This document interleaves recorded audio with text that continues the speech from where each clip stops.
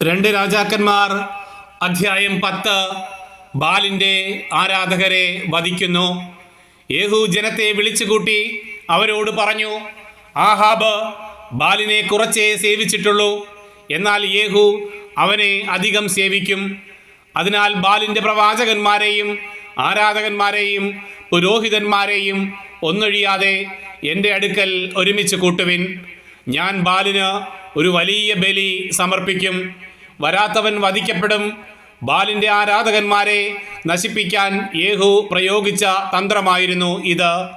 യേഹൂ കൽപ്പിച്ചു, ബാലിന് ഒരു തിരുനാൾ പ്രഖ്യാപിക്കുവിൻ.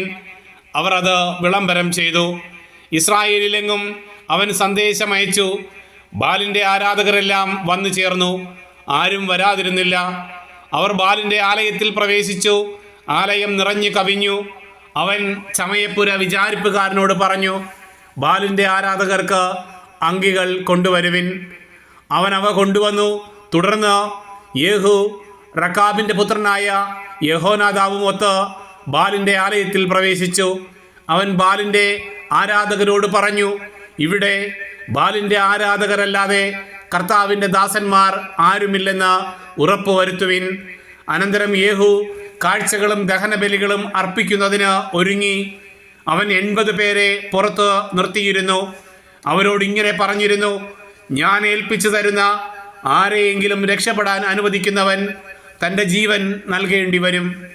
ദഹനബലി അർപ്പിച്ചു കഴിഞ്ഞയുടനെ യേഹൂ അംഗരക്ഷകന്മാരോടും സേവകന്മാരോടും പറഞ്ഞു, ഉള്ളിൽ കടന്ന് അവരെ വധിക്കുക.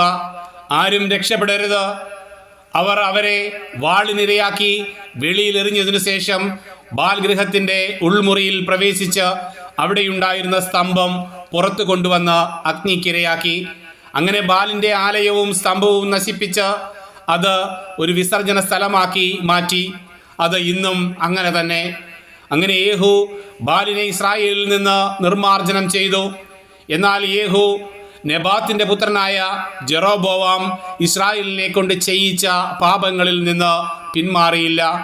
ബഥേലിലും ദാനിലും ഉണ്ടായിരുന്ന സ്വർണ്ണ കാളക്കുട്ടികളെ അവൻ ആരാധിച്ചു. കർത്താവ് യേഹൂവിനോട് പറഞ്ഞു, നീ എൻ്റെ ദൃഷ്ടിയിൽ നന്മ പ്രവർത്തിക്കുകയും എൻ്റെ ഇംഗിതമനുസരിച്ച് ആഹാബിൻ്റെ ഭവനത്തോട് വർത്തിക്കുകയും ചെയ്തതിനാൽ നിന്റെ പുത്രന്മാർ 4 തലമുറ വരെ ഇസ്രായേലിൻ്റെ സിംഹാസനത്തിൽ വാഴും. എന്നാൽ യേഹൂ പൂർണ്ണ ഹൃദയത്തോടെ ഇസ്രായേലിൻ്റെ ദൈവമായ കർത്താവിൻ്റെ നിയമത്തിൽ വ്യാപരിക്കാൻ ശ്രദ്ധിച്ചില്ല.